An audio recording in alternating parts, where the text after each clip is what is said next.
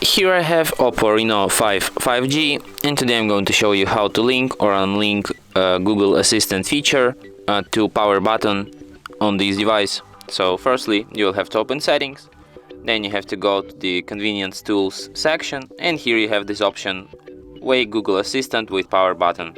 You can enable it here, and as you can see, now I can wake Google Assistant just like this.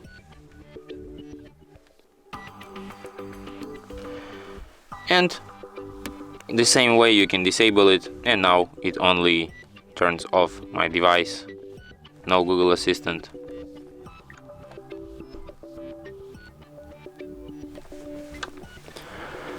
And that's it.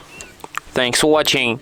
If you find this tutorial useful, don't forget to hit that like button and subscribe to our channel.